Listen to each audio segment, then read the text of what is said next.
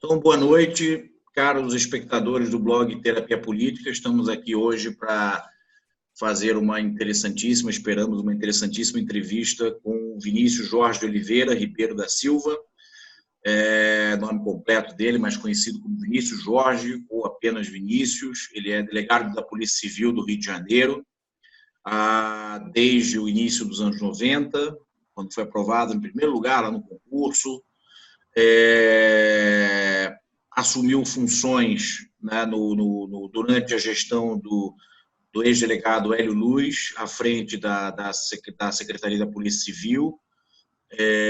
Também depois trabalhou como parlamentar, como assessor parlamentar do mesmo Hélio Luz, depois do agora deputado federal Marcelo Freixo, onde também ajudou o Marcelo Freixo a conduzir a CPI das milícias. Enfim, é uma pessoa com muitas boas informações para nos dar sobre essa situação da segurança pública, das milícias, e essa é a nossa intenção aqui nessa entrevista de hoje, que é debater esse problema da segurança pública,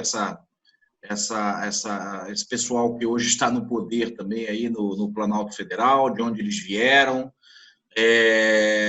como é que surge toda essa estrutura de poder hoje também que sustenta o governo Bolsonaro, ao menos uma parte, né, da base de apoio importante do governo Bolsonaro, que está encontrando aí, segundo análises minimamente razoáveis, uma capilarização, ou seja, parece que o Rio de Janeiro está exportando o seu modelo de segurança pública para o Brasil todo. Então, vamos entender onde é que a coisa surgiu aqui, como é que essa coisa surgiu, como é que esse problema surgiu, e debater algumas questões laterais importantes nessa questão. Comigo aqui está o companheiro de blog também, Júlio César Pompeu, que tem, inclusive, uma experiência interessante, né? Ele é carioca, morou muitos anos no Rio de Janeiro, hoje é professor da Universidade Federal do Espírito Santo, e em 2017 esteve à frente, né, da negociação com os policiais grevistas lá no Espírito Santo, né, apesar de ser secretário à época de Direitos Humanos do Espírito Santo, devido à impossibilidade, né, de qualquer negociação entre os policiais grevistas, ou para alguns amotinados. Esse é um termo também que essa diferença semântica talvez seja importante. Inviabilizaram a conversa com o então secretário de Segurança. O Júlio tomou a frente, né, como secretário, mesmo como secretário de Direitos Humanos, daquela negociação. Tem também, portanto, uma experiência interessante. E talvez o Espírito Santo, né, e aqui nessa entrevista nós estamos sujeitos a ser desmentidos ou ser contrariados pela informação daqueles que têm melhor conhecimento, o Espírito Santo seja o estado que melhor hoje está reproduzindo, né, esse modelo perverso de relação entre forças de segurança, política, milícia, semelhante aí com o Rio de Janeiro, aparentemente, pelo menos. Então é isso, Júlio vai me ajudar nessa entrevista, vai nos ajudar, que você é também membro do blog Terapia Política, e então, Vinícius, é isso, que a gente tem um bom papo, uma boa conversa. Júlio, com você começa, a bola está com você. Beleza, Vinícius? Boa noite. Obrigado aí por participar desse bate-papo com a gente, nos ajudar a entender um pouco esse monte de fenômenos aí que envolvem, de um lado, segurança pública, de outro, política, essa mistura que tem acontecido, né? Assim, o Rio de Janeiro é um farol para o Brasil, chama muito a atenção por vários aspectos, e um deles é o surgimento dessa coisa nova, né, entre aspas, né, chamada milícia, né? Uma forma diferente de organização criminosa que tem braços aí na economia, na política, relações estranhas com o tráfico, e da qual todo mundo no país já ouviu falar, mas muita gente tem das milícias uma visão que de certa forma, aquela visão que vem ou do cinema, né, que você pega a Tropa de Elite 2, era o tema do filme, que vem do que pesca-se do noticiário aqui e acolá, mas enfim, você tem uma visão privilegiada do fenômeno, né? pela atuação como delegado e pela coordenação da CPI das milícias de 2008. Então, conta um pouco para a gente aí, como é que surgiram essas milícias no Rio de Janeiro, como é que começou esse fenômeno, né? Boa noite a todas e todos, Mauro, Júlio. Bom, vamos lá, direto ao assunto. Muito se fala sobre milícia, né? Mas pouco se diz. Né? De um tempo para cá, a milícia virou tudo. E quando vira tudo, pode ser inclusive nada, né? Porque se dilui, se torna algo difuso que você sequer consegue pegar, desenhar, né? Demonstrar. Claro, não é um fenômeno, você tem razão, é um fenômeno novo, apesar de muita gente dizer que vem dos grupos de extermínio, a história da favela de Rio das Pedras, que é uma história ímpar no Rio de Janeiro, a gente pode depois falar sobre ela. Né? Milícia tem cerca de 20 anos no Rio de Janeiro. Como a gente conhece esse fenômeno, milícia, tem cerca de 20 anos no Rio de Janeiro. E realmente é complexo, plurifatorial, é dinâmico, não é estático, ele varia no tempo e no espaço. Né? Mas uma coisa a gente pode dizer com certeza, a milícia é um subproduto político. Nós temos uma política violenta e corrupta que gerou um funcionamento de um aparelho estatal, principalmente policial, mas não só policial, por isso eu gosto de usar a palavra estatal, é um sistema de segurança e justiça, né? E violento e corrupto. E no desdobramento disso, nas áreas médias, baixas da cidade, da metropolitana e do estado como um todo, surgiu esse fenômeno. Só para dar assim um start. Né?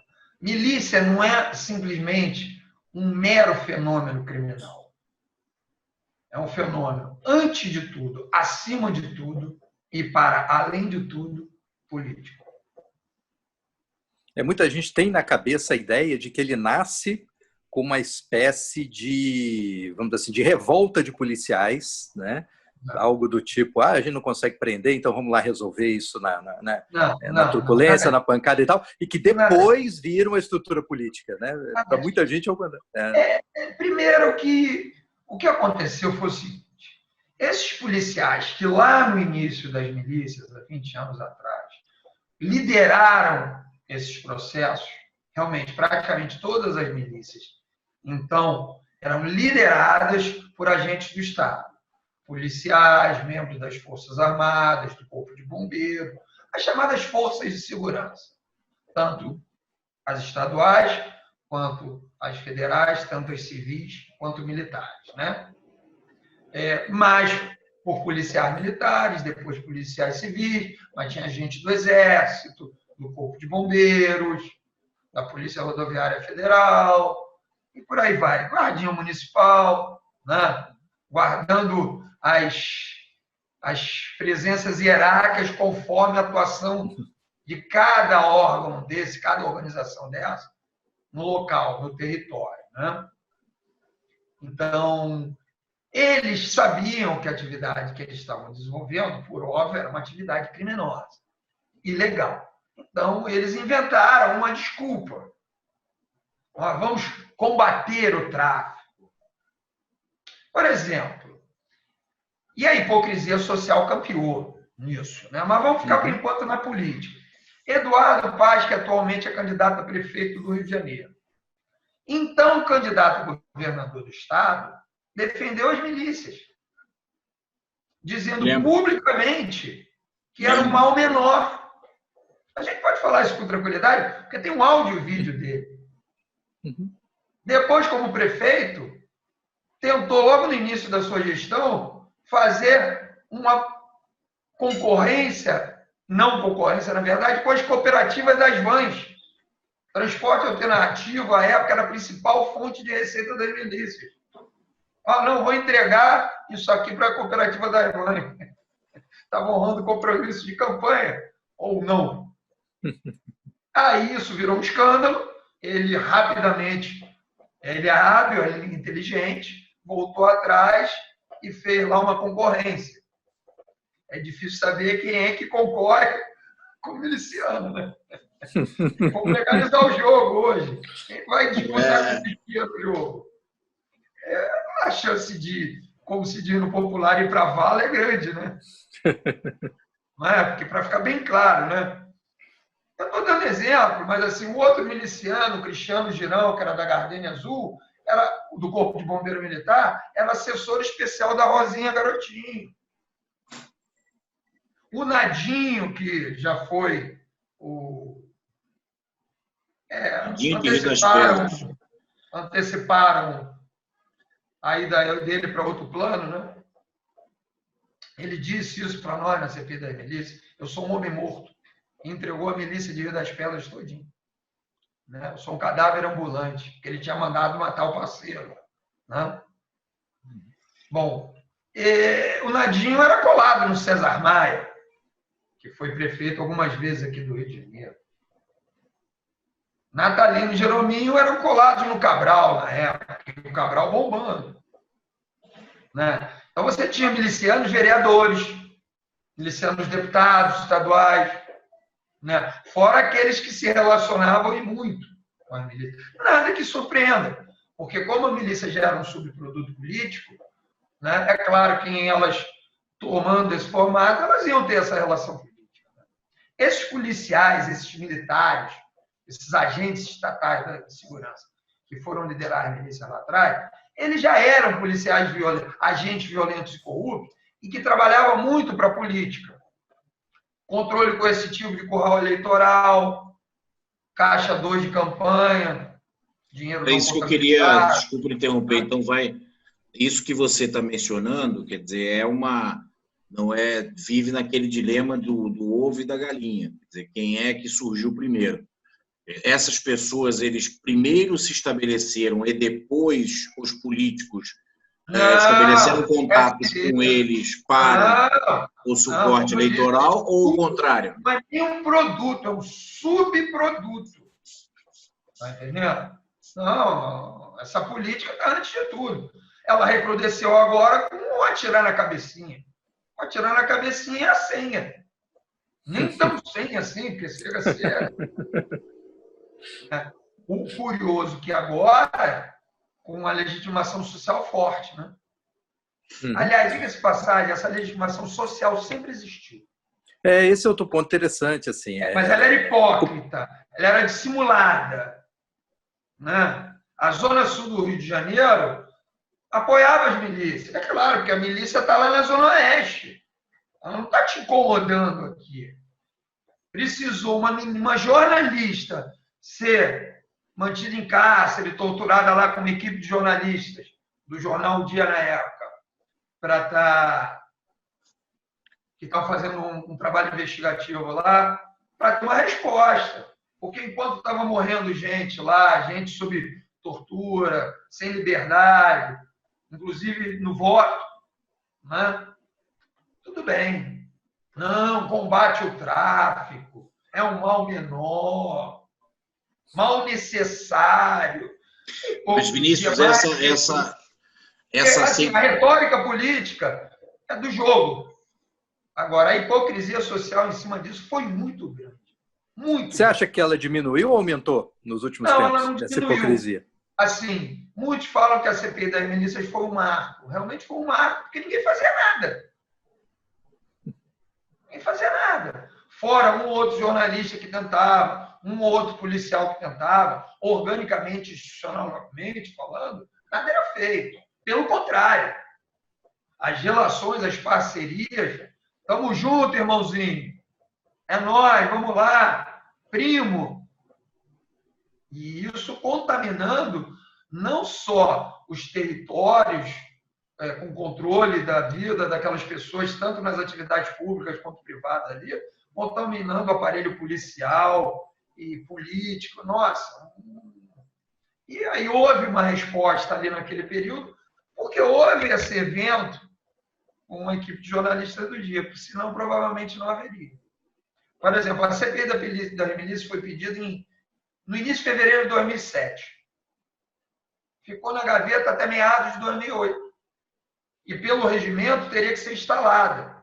Foi uma das primeiras a ser pedida.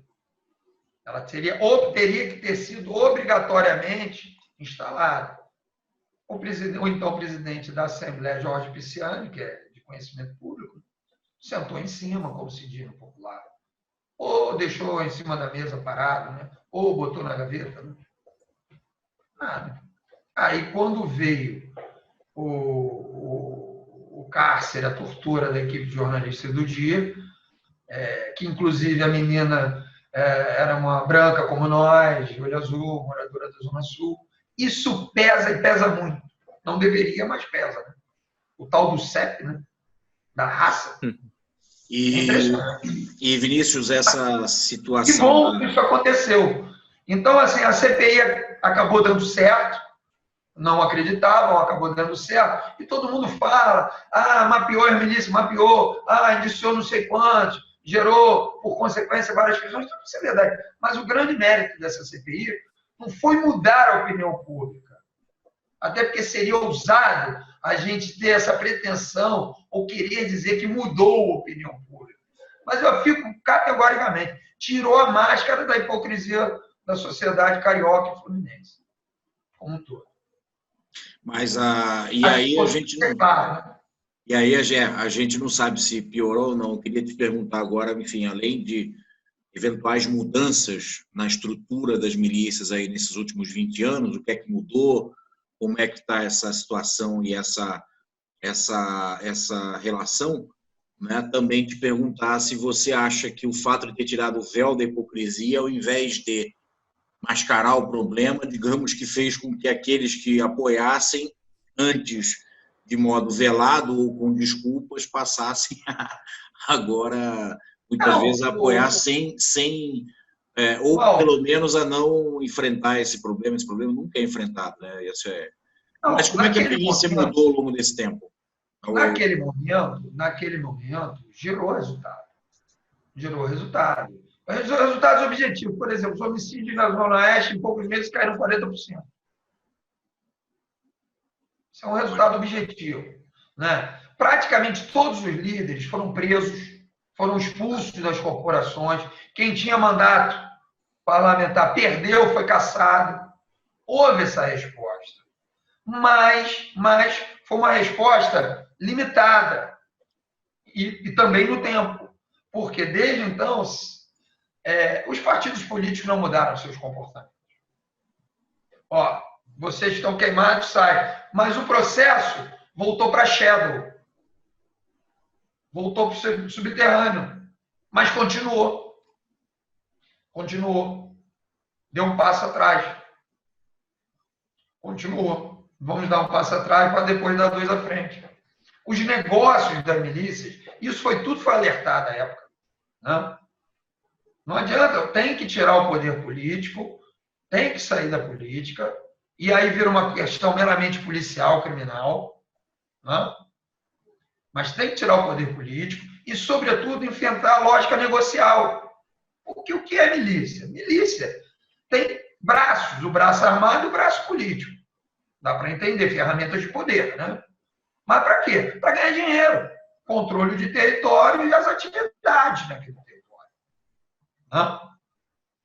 Passando também pelo eleitoral.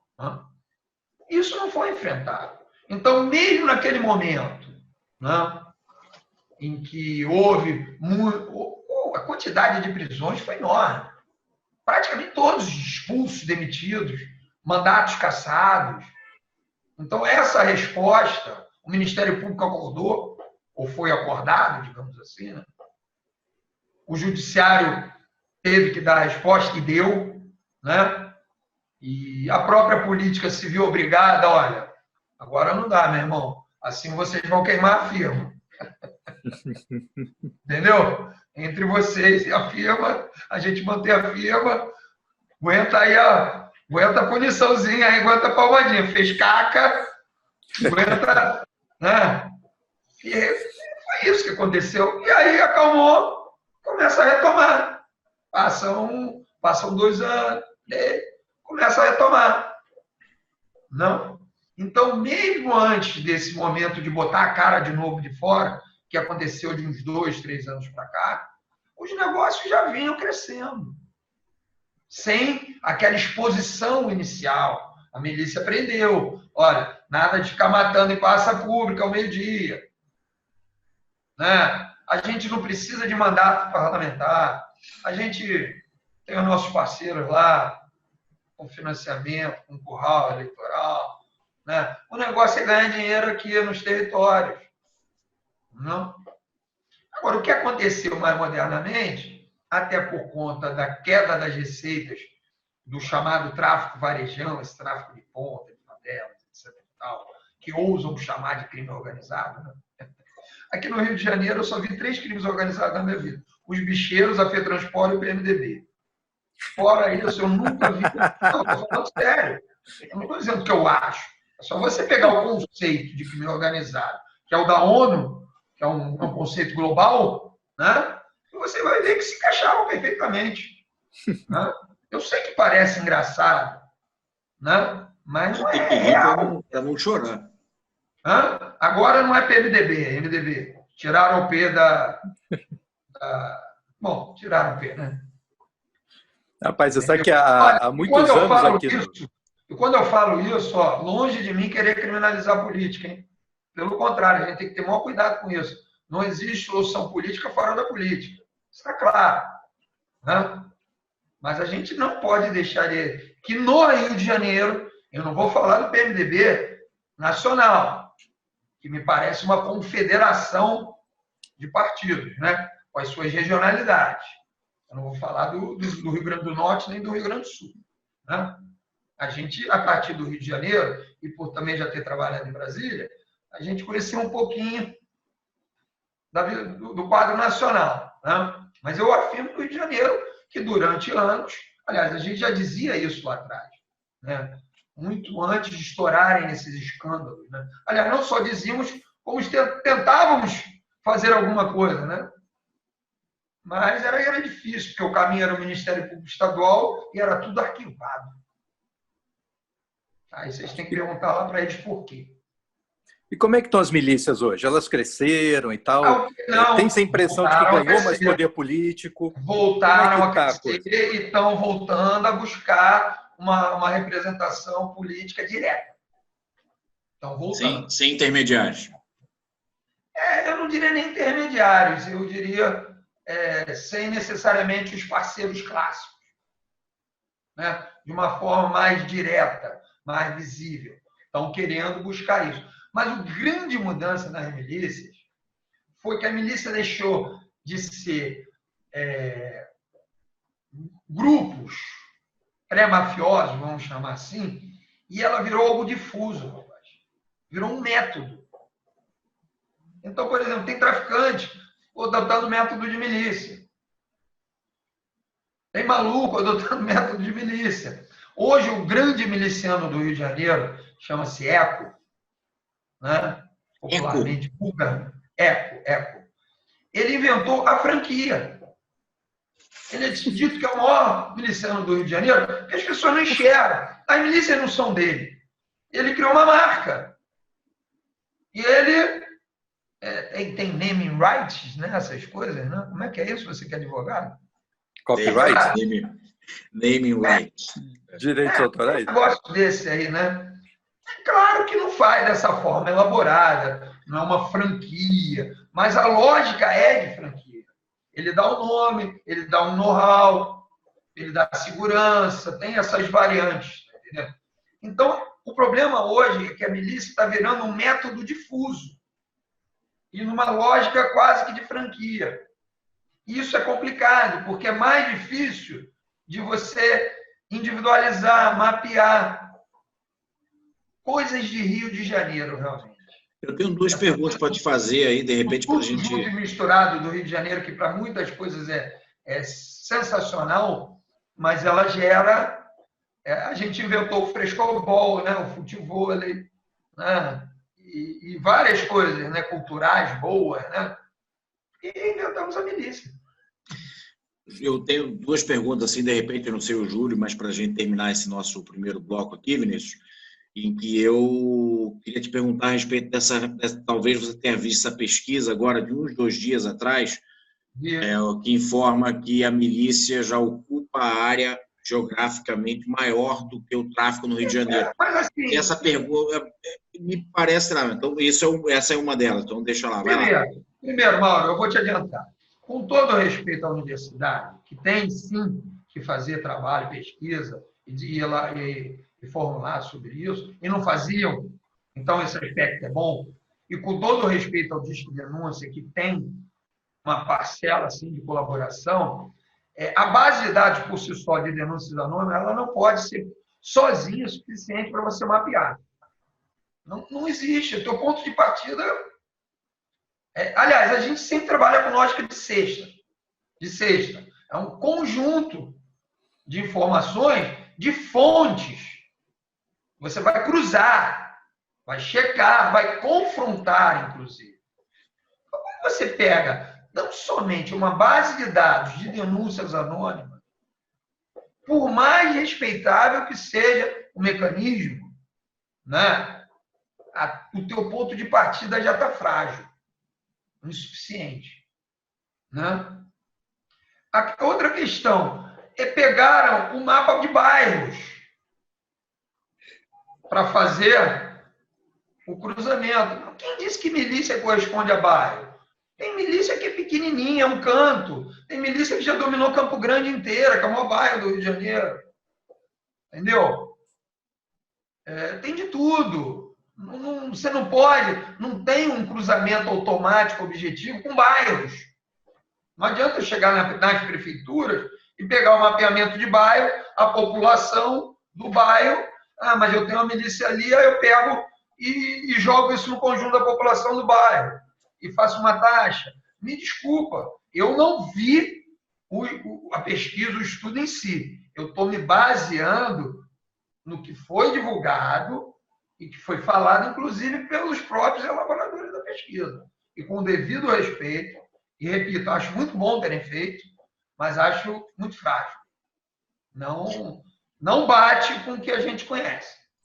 E essa nacionalização você vê isso também ou você discorda de quem faz essa afirmação? A possibilidade de que o Rio de Janeiro está espalhando esse know-how Brasil fora dessa atuação das forças de segurança de modo politizado e armado e também, portanto, dessa forma miliciana de se exercer. Você concorda com isso? Você vê isso ou não?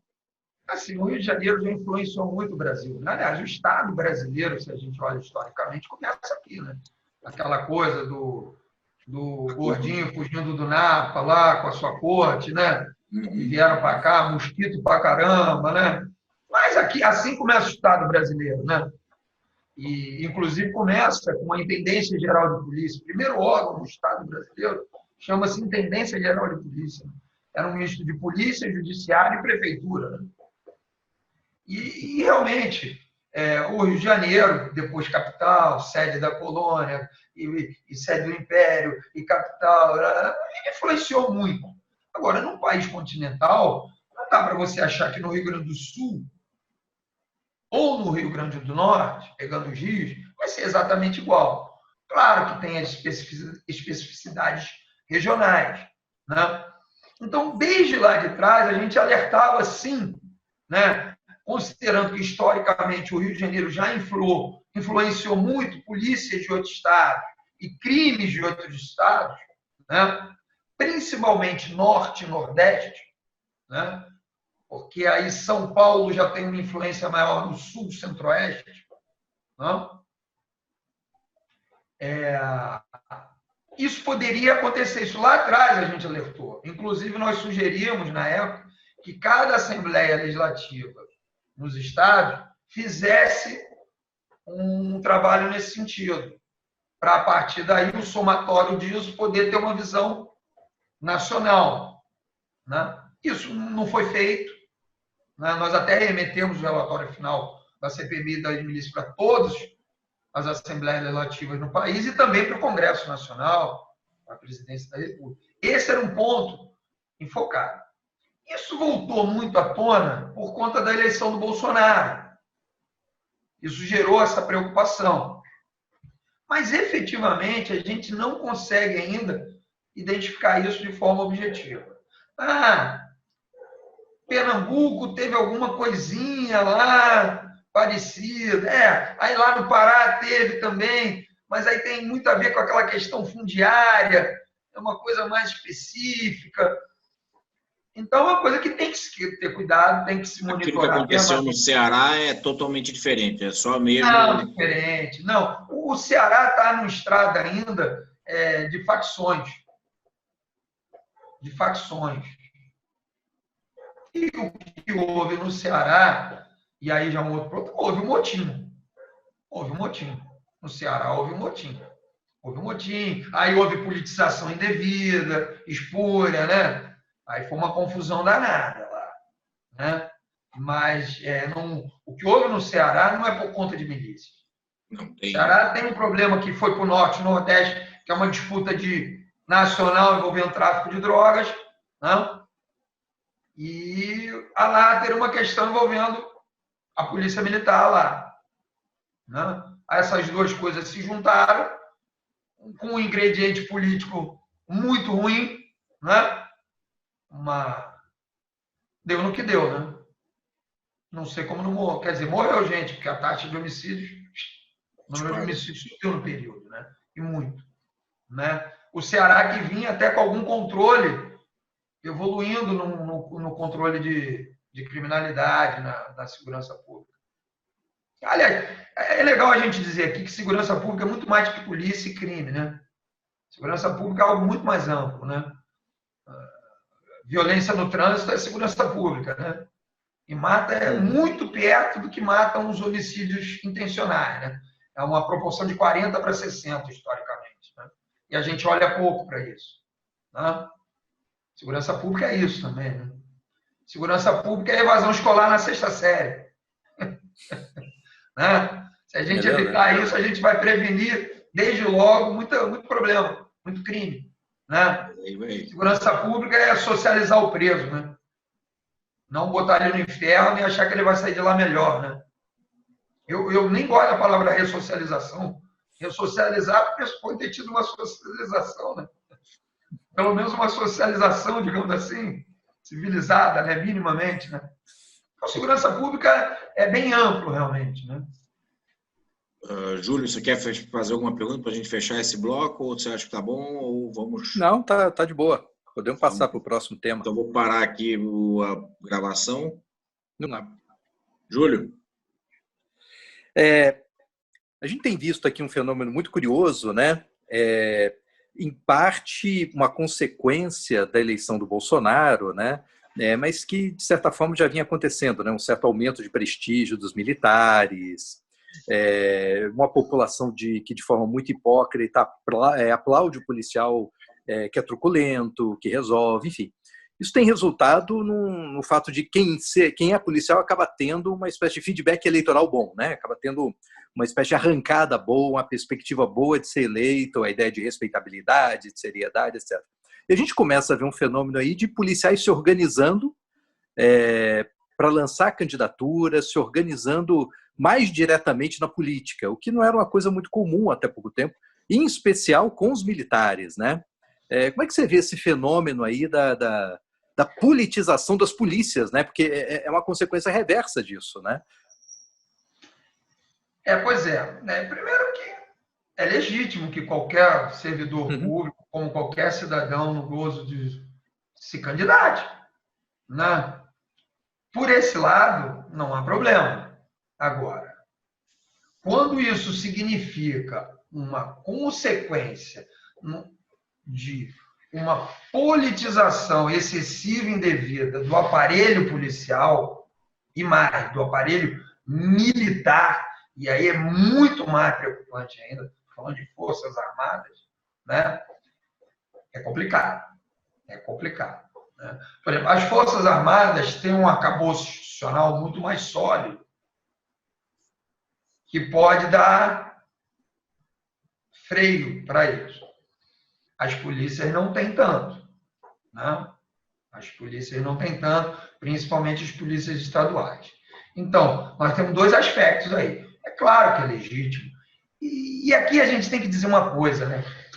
Vocês sabem que a maior parte dos atendimentos, que a gente fala muito mal da PM, e com muita razão, inclusive, como da Polícia Civil, como das polícias como um todo, né? De um tempo para cá, a Polícia Federal melhorou bastante, né? Mas era muito pior até do que as polícias estaduais há 20 anos atrás, né? Até 20 anos atrás. Mas, assim, qual é a única agência do Estado que funciona 24 horas por dia e tem capilaridade para atender o cidadão? Canta aí. Só PM mesmo. É a PM. É o praça da PM. Qual é o único prédio público que funciona 24 horas de forma capilarizada? Pode funcionar mal. Pode não atender como deveria e não atende. Né? É a delegacia.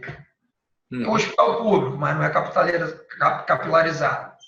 Então, o que acontece? A maior parte da demanda da PM nas ruas não é criminal. É social. É familiar, é vizinhança, é parto, é dor de dente. Não pode se furtar atender, porque não tem quem faça isso. Então, é curioso, né? É a figura da Geni. Né? É a figura da Geni. A polícia aqui é a figura da Geni. Né? Desde essa questão pequena até quando está acontecendo, desculpa a expressão bem clara para todo mundo, uma merda daquelas bem enormes, né? Não essa da cueca lá. Né? Chama a Geni. E a Geni, com todos os seus defeitos que tem, ela atende. Vocês viram, você viveu lá no Espírito Santo, quando tem greve da PM, o que acontece? Nas ruas? É um caos. Não é? Lá no céu. Sempre foi assim. Tá ruim com ela? Não tá bom. Sem ela, é pior ainda. Entendeu? Não estou fazendo uma defesa aqui da Polícia Militar. Deve muito da lógica de sociedade. Né? Por N razões. Né? N-1. Né? Mas é o que temos. Né? E isso vale para as outras polícias, entendeu? Não tem jeito, cara. As delegacias também, a maior parte das ocorrências lá vai ter que resolver. Briga de família, de vizinho. Você já imaginou formalizar tudo isso numa lógica criminal? Explode. Né? Então acaba que esse dia a dia das polícias, elas ganham legitimidade. Tem muita gente que fala mal, mas tem um montão que adora. E adora, inclusive, quando mata. E adora, inclusive, quando é corrupta. Tem gente que anda com o seu dinheirinho guardado na carteira para dar para o guarda no trânsito. Como é tão assim? Eu não respeito as leis de trânsito, eu não pago as multas, eu não pago imposto, mas eu já deixo o dinheirinho dobrado na carteira para dar para o guarda. Quem é mais corrupto que quem? Aliás, corrupção é necessariamente bilateral. Né? Quem é mais corrupto? Aquele andando com um carro de 100 mil, classe média alta, com dinheirinho dobrado na carteira, ou aquele praça PM, que vem de classe média baixa, às vezes baixa, e que ganha 3.500, 4.000 por mês. Claro que valores, nem a mais nem a menos, podem justificar a corrupção. Mas olha a lógica econômica de nível educacional, né, socioeconômico. Quem é mais corrupto que quem nessa história? São homens corruptos. Mas quem tem mais peso? Entendeu? Olha só, longe de mim aqui ter querendo fazer defesa disso, pelo contrário. Mas a gente tem que ver essas coisas. Senão a gente fica cachorrinho correndo atrás do rabo. E a gente nota, Vinícius, numa situação, pelo menos eu noto, que essa situação que você coloca, e eu, como durante muitos anos professor, acho que o Júlio também, dando aula em universidades da Baixada Fluminense, dei aula para muitos PMs, querendo tirar o título lá de bacharel e tal. E essa lógica que você coloca, né, é sempre muito vista. A gente fala que a gente vive hoje, né, nesses tempos de radicalização política, que cada um está em sua bolha, mas eu acho até que há muito tempo a gente vive bolhas na nossa sociedade. Essa discussão da segurança pública é uma delas, né? Minha experiência de dar aula para alguns poucos, quer dizer, policiais, né, durante meus anos de magistério, foi identificar isso que você fala, colocar essas vantagens ou essa boa atuação que a polícia militar tem, essa atuação quase que social, muitas vezes, que ela exerce, e aí também na outra ponta, que faz o trabalho sujo que a sociedade quer, quando vai para o confronto e mata bandido, né? E morre, né? Mata muito e morre muito. Sabe por que a polícia mata assim? Porque ela recebe ordem política. Sim, e aí que eu queria só fechar Essa a pergunta para tu. Tem fortíssima base de legitimação social. É ilegal? É crime? Todo mundo sabe disso. Mas só que a legitimação social e a ordem política superam isso tudo. Do fato, na realidade da vida, superam. E aí o sistema garante. Garante isso.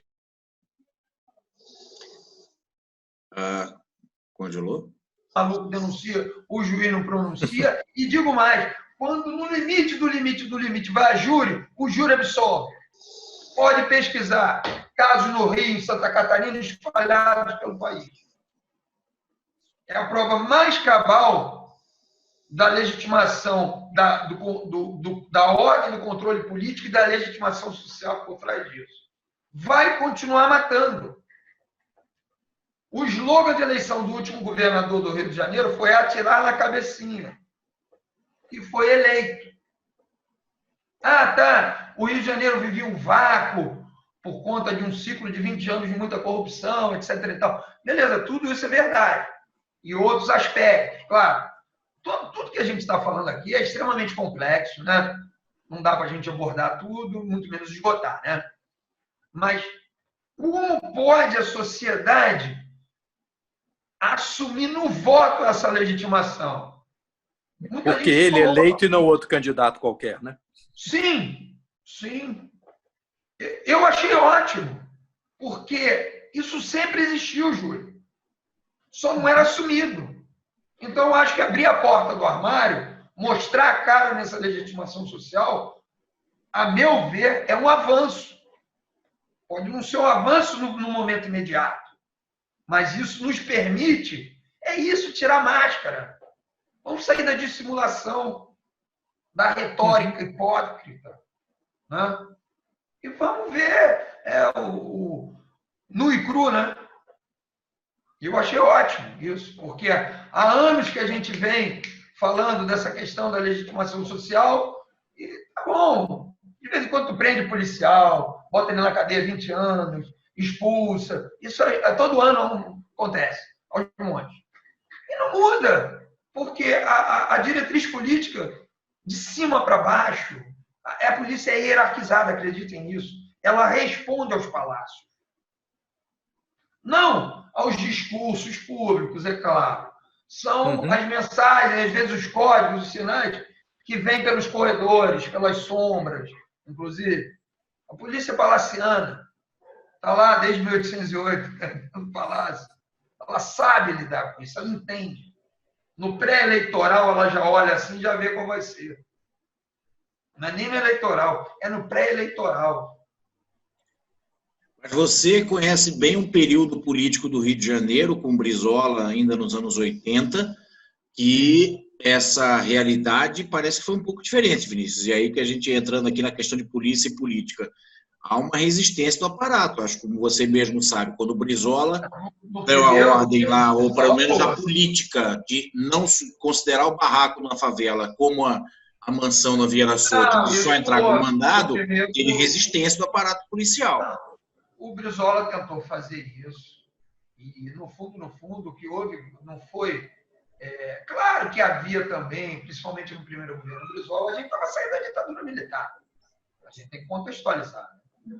E a exigência de dado o tratamento igualitário, legal, cidadão, independentemente do CEP, né? Se é barraco ou cobertura, é correta, óbvio que é correta. Ele tentou fazer isso, claro que houve resistência socioeconômica, ideológica, etc. e tal, mas houve outros problemas também, né? O governo Brizola é o primeiro governo que tenta corretamente associar a lógica de direitos humanos, de cidadania, à polícia e segurança pública aqui, né? Bem lá no início da atual conjuntura que a gente vive aí, né? Nós ainda estamos vivendo esse período, né? Então, talvez no final dele, né? Uma fase de transição, né? Mas houve também outras complicações por causa dos bicheiros. O PDT se aproximou dos bicheiros e tratou aquilo ali como uma maneira de construir até o próprio partido, de já que é um dinheiro legítimo, vamos reverter isso para ações sociais. E isso tirou dinheiro das polícias, entendeu? Aí o bicho foi para o Palácio, de lá nunca mais saiu, aqui no Rio de Janeiro. Então tem uma série de complicadores aí. Agora, realmente, o primeiro governo que tenta fazer isso aqui no Rio de Janeiro, corretamente, claro, foi o Brizola. E mais, eu insisto, a melhor política de segurança pública do Brizola foram os CIEPs. Anos depois, a gente na polícia percebia direitinho o não CIEP. Ele brava na gente. Aí eu volto, a evasão escolar, a falta de educação integral. Você praticamente empurra o garoto para o crime. Onde não tinha CIEP, tinha mais criminalidade, é isso? Perceber isso direitinho, anos depois. Na polícia a gente percebia. A gente virava para os sociólogos, vocês estão esperando o quê? Até mesmo os antropólogos, vocês estão esperando o quê? Se euzinho aqui estou percebendo isso, porra, estão esperando o quê? Os próprios cientistas políticos, né? Isso eu estou falando já mais para trás. Era visível isso. A gente percebia a geração não CIEP. E aí isso tem muito a ver com Moreira Franco. Que ao invés de pegar e dar continuidade ao projeto, por questões meramente de disputa de poder, destrói. Se o projeto estava no início, se tinha problemas, você corrigiu os problemas, aperfeiçoava, né? Aí quando o Brizola vem, aí retoma, aí pede continuidade, aí o Marcelo Alencar vai, não vai, aí era uma fase difícil do Marcelo Alencar, muito obedecendo Brasília, Fernando Henrique, neoliberal, não tinha recurso para nada, não pode fazer nada, privatiza tudo, né? Serviço público é coisa de vagabundo, né? Aliás, não é só aposentado, como o Fernando Henrique diz, serviço público também, né? E se não fosse o SUS aí, hein? Com essa pandemia. Se não fosse o SUS na pandemia, hein? Rapaz, o negócio que eu vi aqui na greve, no Espírito Santo, dos policiais, né, no motim dos policiais, é que eram duas coisas curiosas, né? Primeiro, eles falavam muito, não só de salário e tal, que era a bandeira, enfim, era o tema, né, da paralisação toda aqui, mas falavam muito de ressentimento, né? A sociedade não dá valor, etc. Ressentimento é algo muito, muito poderoso, assim, né? E perigoso, né? Então, assim, eu tenho receio desses movimentos de politização, né? Entre o ressentimento, né? Uma ideologia meio abilolada que tem tomado conta do país, né? De uma extrema direita, e de outro lado, tudo bem, tem a luta sindical mesmo, né? De quem não tem sindicato, né? Como é que fica essa politização entre esses três fatores aí? Você percebe esse ressentimento também, com essa força, com esse risco nas polícias? Sim, esse é um aspecto. Os policiais, no geral, sempre se sentiram muito maltratados pela sociedade. Só complementar, Vinícius, você permite aí do Júlio, essa bolha que eu mencionei na pergunta anterior, eu já noto essa bolha, eu estou errado quando essa bolha que os policiais se veem e olham o restante da sociedade e como esse preconceito, tudo contra eles, e aí justifica, inclusive, os mais absurdos corporativismos da parte das polícias em virtude dessa autodefesa que eles promovem. Estou errado nessa minha visão aí? Então, assim, complementando o Júlio. A questão do ressentimento é indubitável, né? É indubitável. Né? Isso afeta muito, inclusive, a saúde mental de muitos policiais. Muitos policiais. É um problema, inclusive, não visto devidamente dentro das próprias polícias, porque não tem condições de estruturação para atender de forma adequada, minimamente satisfatória, a questão da saúde mental dos policiais.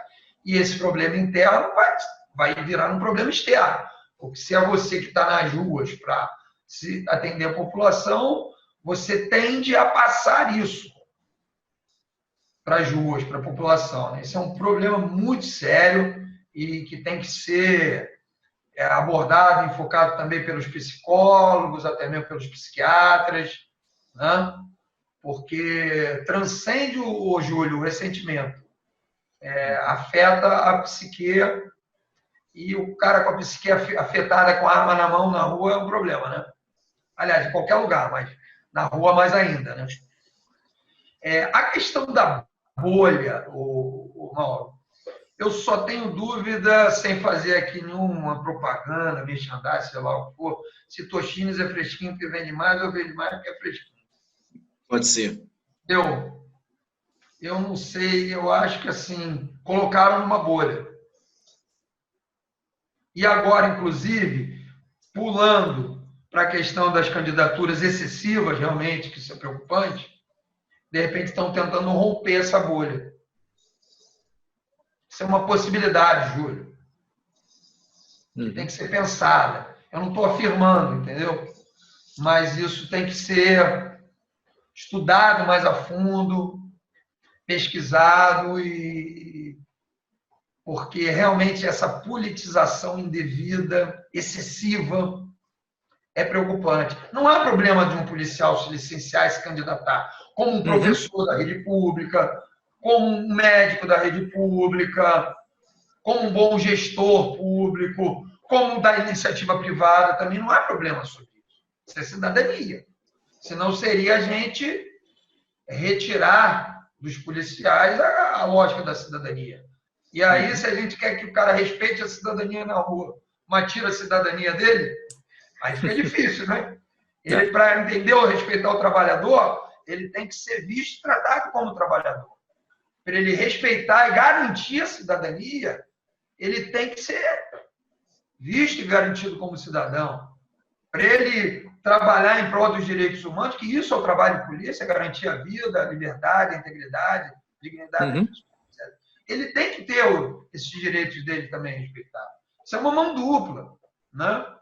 Então, talvez esse nível de ressentimento esteja influenciando com uma ruptura de bolha. Aí, transcendendo, Mauro, se a bolha foi criada por dentro, foi criada por fora, entendeu? Né? Mas, insisto, isso é uma coisa para se ir mais a fundo, se discutir mais, estudar mais, pesquisar mais. É claro que também tem muito oportunismo no meio, né? Sim. Sempre tem os oportunistas, né? Sempre tem os oportunistas. Mas eu conheci muito policial sério, militar, inclusive, que diz, não, se nós não tivéssemos feito isso tudo, estava pior ainda. Que acreditavam efetivamente no que estavam fazendo. Fazer isso tudo o quê? A violência toda? Se não fosse isso, essa violência supralegal, vamos dizer assim, mais legítima, né? Porque eles entendem que esse era o papel deles, era a missão. E essa missão, na lógica policial, sobretudo na lógica militar, ela é muito forte. Entendeu? Esse ponto aqui é curioso. Tinha um amigo, coronel da Polícia Militar, né? Está reformado agora, mas ele era responsável pela capacitação, pela implantação da chamada Polícia Cidadã, né? Então, de um policiamento comunitário, enfim, era outra lógica de polícia, diferente do enfrentamento, né? do prende-arrebenta, de uma lógica mais focada no uso da força da atuação policial, né? E ele comenta que um dia um soldado chega para ele e diz o seguinte: esse negócio de policiamento comunitário, ter que conversar com as pessoas é muito difícil. Antigamente é que era bom. E é engraçado, porque esse policial falava de um antigamente que ele não viveu, né? mas que está no imaginário dele, como está no imaginário de muita gente, entre a polícia cidadã e uma polícia mais violenta. E na cabeça dos policiais hoje? Como é que fica esses dois modelos aí de missão? Essa cultura interna corporis, essas tradições, elas são passadas de geração para geração. É quase que tribal. É quase que tribal. Não? Isso é passado. Isso é passado. A gente, por dentro da polícia, a gente recebe isso. A gente estuda isso. Né? Os delegados, os oficiais superiores, a gente vai estudar isso. Né? Curioso, quando a gente estuda a história das polícias, quando a gente olha, a gente está estudando a história do Brasil. A partir daqui do Rio de Janeiro. Né? Então, isso de uma maneira, ou academicamente, institucionalmente, ou no dia a dia da convivência, os mais velhos vão transmitindo para as gerações mais novas, tanto coisas positivas quanto coisas negativas, vamos chamar assim, mais à direita, mais à esquerda. É outra coisa, as pessoas pensam que as polícias são um bloco monolítico. Não são. Isso não é real. Pelo contrário, a polícia, de uma maneira geral, ela reflete o grau de civilização da nossa sociedade. Né? Um pouco mais para lá, um pouco mais para cá, mas é isso. Então você vai... É muito louco, né? Porque, por exemplo, a gente... Se você perguntar, vou puxar para um outro campo mais para entender o que eu estou falando. Como é que é o racismo dentro das polícias? Eu vou te dizer, não tem. Não tem. Dentro das polícias. Inclusive, por exemplo, as PMs são majoritariamente negras. Mas como é que é o racismo na atuação das polícias para fora? Aí existe. Isso é muito maluco, né? Não é? Quase que na lógica do Capitão do Mato. É. Quase que na lógica, não é a lógica do Capitão do Mato ainda aí presente. Mas porque isso transcende os policiais. Então, os policiais que internamente não têm essa relação de corrupção, de racismo, né? Não tem. Organizações policiais que são preponderantemente negras e vão agir com racismo na rua. Por quê? O Luiz Antônio... Transcende, Júlio. Transcende, mal. Aí entra o Estado como um todo e entra a própria sociedade. O Luiz Antônio Simas, que é um conhecido cronista aqui do Rio de Janeiro, professor de História e está muito badalado aí merecidamente nas redes sociais, que é um cara que tem muito a contribuir com discussão de cultura e tudo. Ele tem uma frase que ele cunhou já tem alguns anos, quer dizer, é mais uma reflexão e um raciocínio do que uma frase. Quando ele dizia, depois de mais uma criança morta pela PM na favela, né, em que ele diz, ele inverteu a lógica, quando ele fala que sempre criticam a Polícia Militar, mas a Polícia Militar é a instituição nacional que mais deu certo, porque ela faz exatamente a função, ela exerce exatamente a função para a qual ela foi criada. Então, ela é a mais eficiente instituição nacional. Né? O Luiz Antônio Simas, ele inverte essa lógica essa lógica meio moralista e meio... Achei muito... E diante disso, Vinícius, pulando um pouco, se você quiser comentar isso, obviamente, tá, mas vamos partir para família Bolsonaro e milícia e polícia.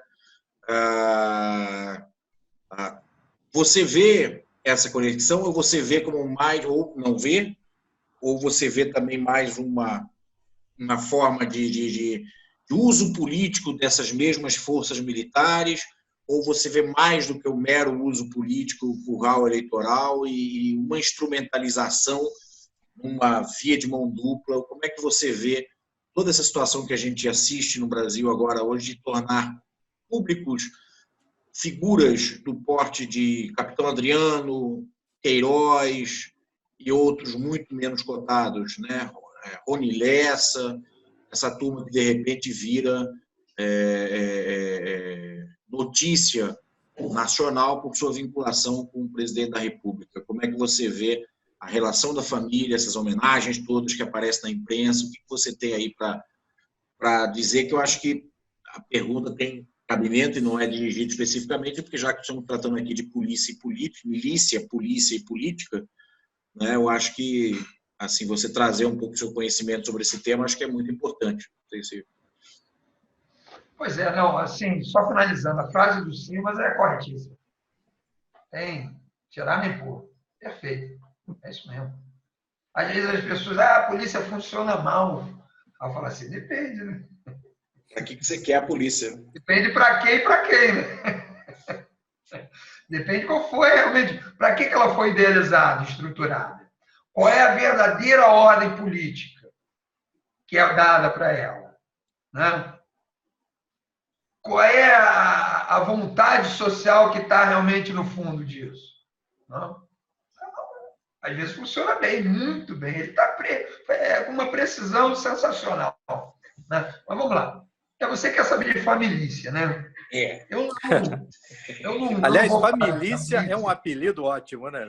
Não, sensacional, né? Aliás, o negócio de apelido assim, quando a gente estava para fazer o negócio das milícias, e milícia é um nome péssimo para o fenômeno, porque milícias remete historicamente a povo em armas. É uma coisa heróica. Milícias, né? da Revolução Americana, a Revolução Francesa. A milícia no Rio Grande do Sul, vamos fundar o Estado rio-grandense. Né? Entendeu?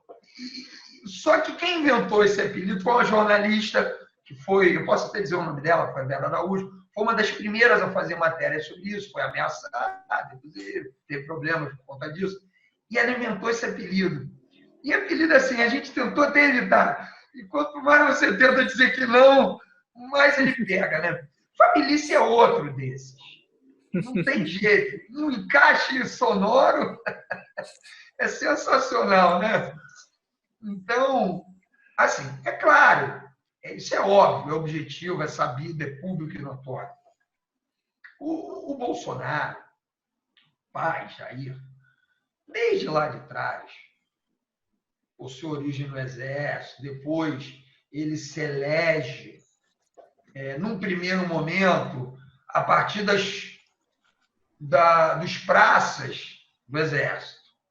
Mas ele vai mudando, logo, a base eleitoral dele para os militares estaduais. Leia-se, PMs e bombeiros. Principalmente Brigada Militar, no Sul, né? Em alguns estados os bombeiros estão dentro da PM, tem algumas variantes nacionais sobre isso, mas dá para entender. Né? Os militares estaduais, principalmente os praças. Né? E aí, na sua visão militarista, né? Não estou falando de visão militar, que deve ser respeitada, a gente pode até discordar aqui e acolá, né? Mas na sua visão militarista, né? Chegou a planejar botar bomba no próprio quartel do Exército lá, por questões corporativas, né? E não foi efetivamente expulso do Exército, por filigrana jurídico-pericial, né? E depois se comprovou verdadeiro, inclusive. Ou seja, deram um jeito para não expulsar o cara, mas mandaram o cara lá para reforma disciplinar, né? Sai, aqui não fica. Ele vai para a política, segue esse caminho, nessa visão militarista, nesse sentido belicoso, e nessa base eleitoral com as praças dos militares estaduais, ele se aproxima, por lógica, desde lá de trás, muito desses policiais e também bombeiros, alguns civis, né, que atuavam nessa lógica mais forte, de violência, etc. e tal, né?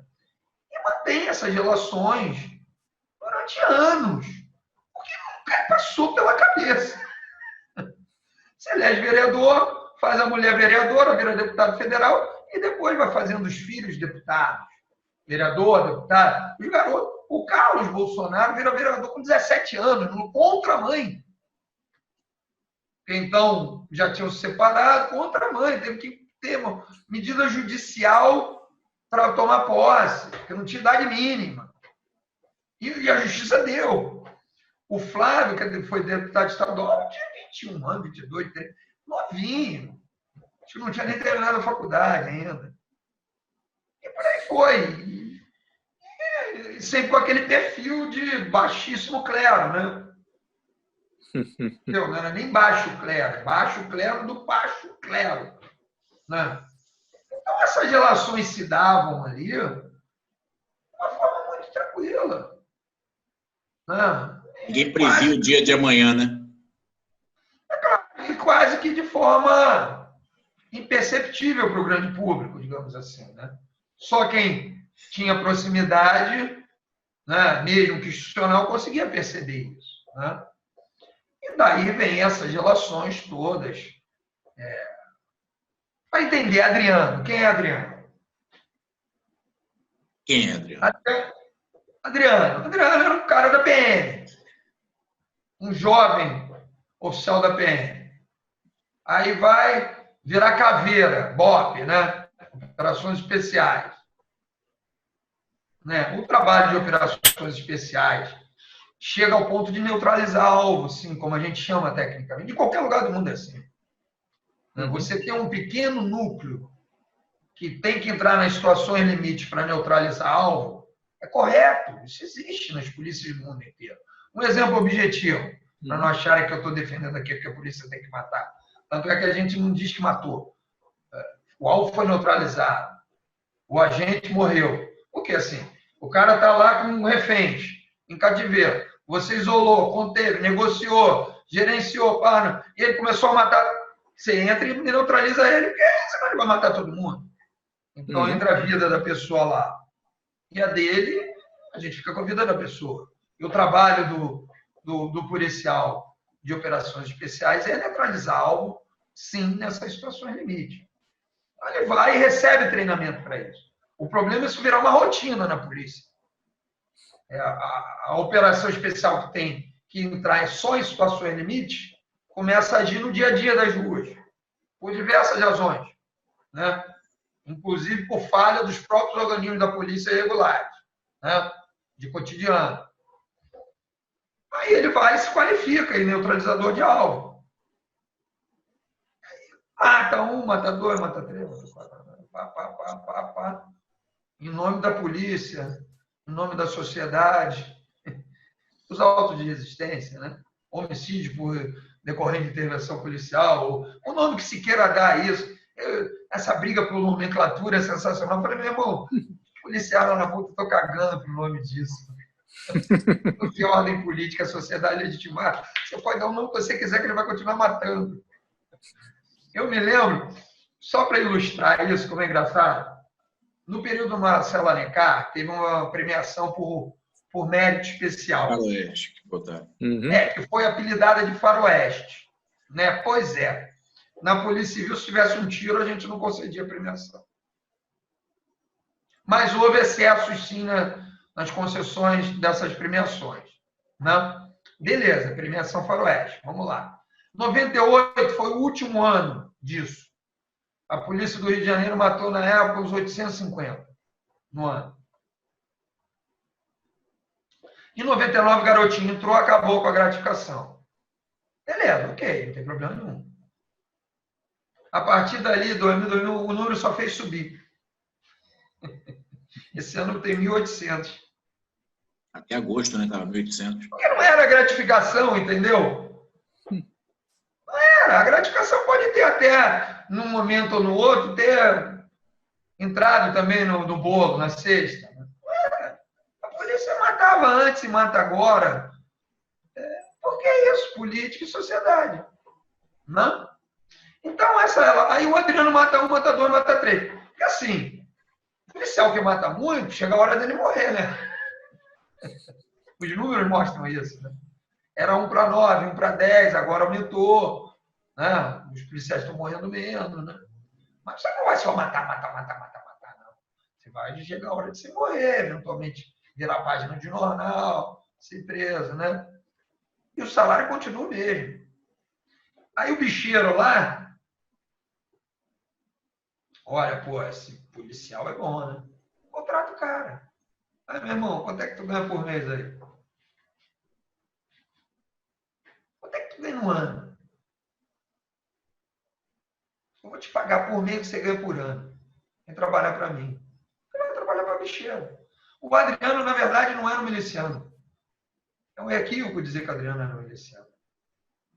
O Adriano faz a carreira dele primeiro na PM e depois no bicho, trabalhando para bicheiro. Aí chegou uma hora, como ele era tão bom na parada, ele pejotizou. Empreendedor. Ele pejotizou. Ele montou o escritório do crime no Rio de Janeiro. Um escritório de assassinato. Se você, Mauro, quisesse matar alguém, você ia lá e contratava o serviço, o cara pagava, ele lá matava. Como ele era muito bom na parada, ele cobrava caro e matava para político, para empresário, para bicheiro, para traficante não chega a esse ponto. Eventualmente até para um miliciano outro, né? Marido. Entendeu? Ele era um assassino que montou uma firma de assassinatos no Rio de Janeiro. Aliás, a firma, porque ninguém mais podia matar senão eles ali no mercado, monopolizado. Tinha que pedir, se tivesse concorrência, ele ia lá e matava a concorrência também. Antecipava o passamento. Entendeu? Aquisição violenta, é assim que chama no mercado. Agora, claro que ele teve também relações com milícias, até porque a sede do escritório do crime é ali em Jacarepaguá, que é o berço das milícias no Rio de Janeiro. E não é Rio das Pedras, que é uma outra história. E a relação dele com a família? Vem de lá de trás, desde a PM, por causa dessa lógica.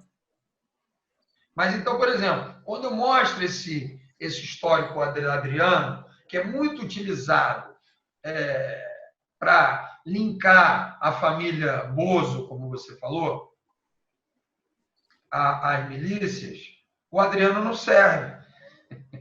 Mas agora já pegou nele que ele era o miliciano, né? E morreu como miliciano. Não era.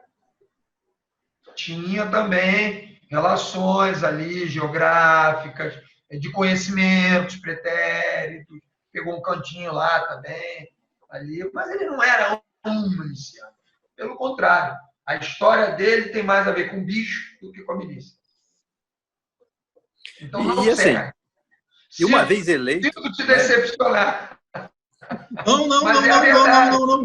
Não é nada decepcionante. A relação em si já é escandalosa, não precisa de mais informações. Inclusive, falar em fabilicia. Vamos botar o B de bicheiro. A relação em si já é... Não tem nada... Vamos tirar o L e botar o Bzinho. Não era em busca de nenhuma informação bombástica, era em busca dessa informação mesmo. O Queiroz disso tudo e outras pessoas que estavam com a família. O Queiroz era mais antigo. O Queiroz é antigo do Jair. O Queiroz é homem do Jair, não é homem do Flávio. Sim. É só ver as idades. E como o garoto foi muito novo para ser deputado, ele vai e bota o carro, toma conta do garoto lá. Tomou, né? Agora, diz uma coisa, assim, Bolsonaro, enfim, está eleito, presidente e tal, tem um governo que você tem mais ou menos 3 grupos lá, né? Tem os olavistas, porra loucas, tem os militares, né? Enfim, que são nacionalistas, tem uma pegada desenvolvimentista e tal, e tem uma ala econômica que é neoliberal de 40 anos atrás. Né? Isso é muito isso afeta os policiais lá dentro também, né? Quer dizer, os policiais que miram no governo, Bolsonaro, que se identificam com isso. Eles ficam entre o que aí, assim, né? Ou ideologia passa longe? Né? É só mesmo... No fundo, eles acabam se aproximando da ala militar. Um outro maluco, aí não é porque é policial, olavista, vamos combinar, não é política. Isso é questão de terra plana e tal. Eu diria que já tem um resíduo disso lá, né, Júlio? Foi nítido o enquadramento que os militares deram no Bolsonaro. Nítido. Não dá para ter dúvida disso. Pô, meu irmão, tá maluco? A gente está aqui legitimando, apoiando e assim não vai não. Assim a gente vai largar e você vai para o impeachment. E ele se encaixou. Seja na relação congressual, seja na relação com mídia e sociedade. Cachorro, já. Você acha que veio só dos militares isso ou também veio da parte da área econômica, que ainda não tem o apoio? Rapaz, olha só, o que Paulo Guedes, rentista, vamos combinar, Paulo Guedes... Não fala área econômica, fala a turma não, do Paulo Guedes é turma do poder, rentista. Vinícius. A turma do poder, a turma do dinheiro. Paulo Guedes, o que Paulo Guedes tem a ver com o Bolsonaro? O Bolsonaro é um militar, que depois virou parlamentar.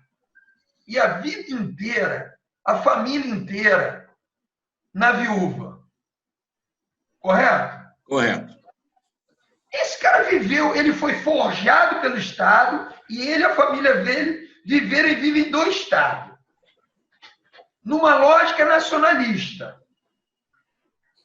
Que é militar das Forças Armadas. Só trouxa para que o Moro já foi. O Guedes está ali, né, rebolando, né? Pô, esquece. Não é real. Não é real. Não é real. Tá, tudo bem, você quer agradar o mercado. Foi uma carta aos brasileiros, tá entendendo? Falar Bolsonaro.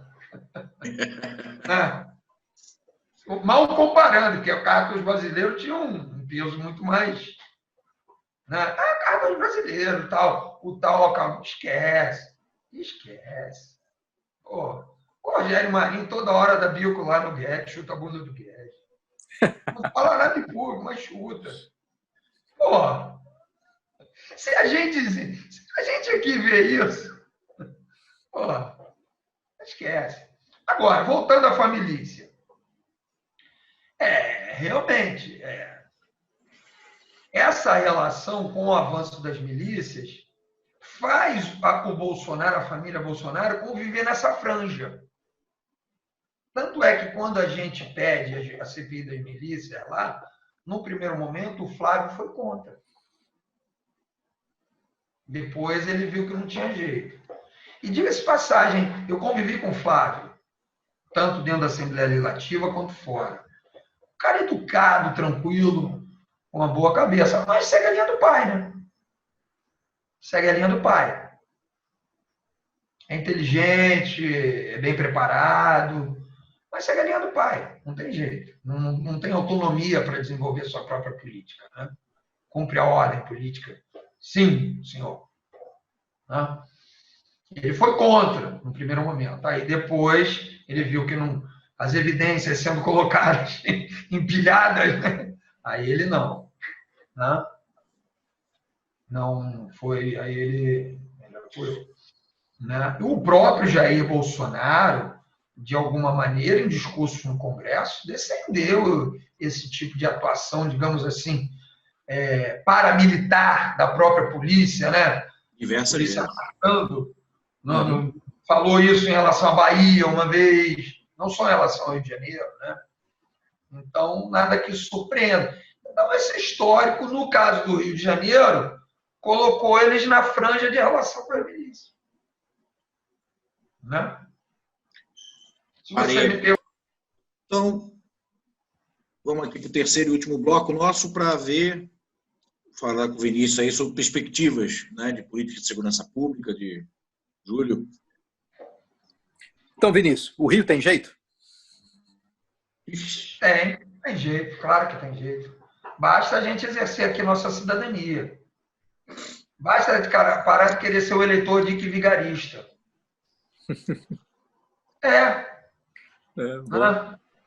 Eleitor de que vigarista. Ô, Júlio, vamos lá. Político corrupto, FDP.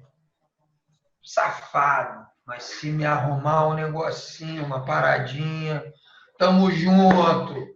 É nóis, vamos lá, irmãozinho, primo. Essa malandragem sai caro, né? Porque assim, tudo que a gente for discutir, por exemplo, a gente pode falar da área de segurança, de saúde, de educação, de trânsito, qualquer área. Tudo é a decisão política. E a decisão política, vamos combinar, a gente tem plena liberdade, há pelo menos 30 anos de se reunir, de falar, de criticar, fala até demais às vezes, né? A gente passa do ponto, né? Tem as fakes, as ofensas, as ameaças, né? Mas nós temos liberdade, não temos, Júlio? Oh. Isso não. A gente vota de 2 em 2 anos. Tudo bem. Logo ali depois da ditadura, a gente precisava de algumas eleições para aprender. Mas essa é a 17ª ou a 18ª que a gente vai? Ih, já nem sei mais. Já deu para aprender, né? Então, assim, Pois é. eu estou querendo chegar. A sociedade não é simplesmente vítima de nada disso. Ela é corresponsável desse processo. Por quê? Ela ou falha nas escolhas, ou as escolhas são essas mesmo. Então, ela tem o retorno das suas escolhas. Mas só escolhe e depois larga lá. Larga porque quer, né? Porque alguém muito importante aí na história já disse, política é algo tão importante que nós não podemos deixar nas mãos dos políticos. O poder é nosso. A gente delega e depois larga para lá. Então, a gente erra por omissão também. Erra por ação, erra por omissão. Então, a saída... você vai me perguntar, tem que melhorar o processo de seleção e formação da polícia? Tem. Sabe há quantos anos o processo de seleção e formação da polícia é feito em parceria com as universidades públicas no Rio de Janeiro? Começou com a PM, há 30 anos atrás. Eu fui formado numa turma com o pessoal da PUC na UERJ. Fiz minha pós-graduação na antropologia da UF pela polícia. Eu dei aula no Espírito Santo para a Polícia Militar e para a Polícia Civil. Essa relação, aí a universidade está falhando também, né? Ou então, também. Pois é, isso já tem. A gente já sabe o que tem que fazer. E até já faz. Mas não é suficiente. Tem que melhorar os mecanismos de controle interno, externo e social. Tem. O controle interno até age. Melhora as questões de corrupção, de violência, no entanto. Mas a polícia expulsa, a polícia demite pra caramba, cara. Quantos anos a polícia expulsa, demite? Ela até vai ser mais, mas não adianta a gente ficar expulsando, demitindo e deixar a matriz aberta. E essa matriz transcende a polícia. Ela sobe para a política e sobe para a sociedade. A relação é hierarquizada. Né?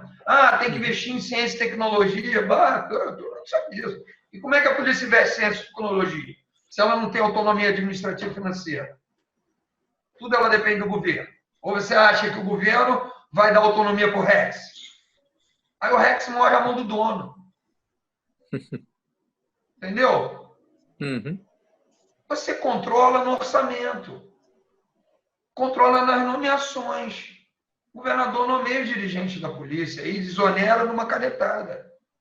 Todo o orçamento da polícia não é controlado pela própria polícia. É controlado pelo governo. Tem que ter controle social? Tem. A ouvidoria aqui no Rio é surda. A ouvidoria tem, mas é surda. Ué, não é? Então, assim, o que eu estou querendo dizer? Diagnose tem, análise tem. Consequentemente, as propostas, o que se tem que fazer, ou pelo menos o que se tem que tentar fazer, que é óbvio que é tentativa e erro e aperfeiçoamento de processo. Isso tudo já está sabido, ressabido, manjado, trimanjado, né? Pegando o pessoal do Sul, né? Uhum. Vai ter que ter decisão política para isso. E só haverá decisão política efetivamente para isso quando houver determinação social. Se a sociedade não mudar o sinal para a política não muda a diretriz para a polícia.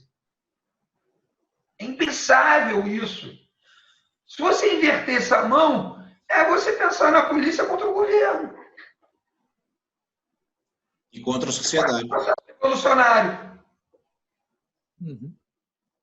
Entendeu? Quer ter arma? Você acha que o país precisa de uma espécie de pacto federativo na segurança? Dando papéis mais organizados, assim, às guardas municipais, financiando o município e tal, ou não faria diferença porque a cultura mesmo não. A lógica é federativa. A lógica é federativa. Como eu disse, segurança pública é muito mais do que polícia. Durante muito tempo se vendeu uma mentira de que segurança era um problema dos estados. porque as polícias estavam nos estados. Isso é uma mentira objetiva. Primeiro, que tem Polícia Federal e Rodoviária Federal. E segundo, que segurança pública é muito mais que polícia. Né?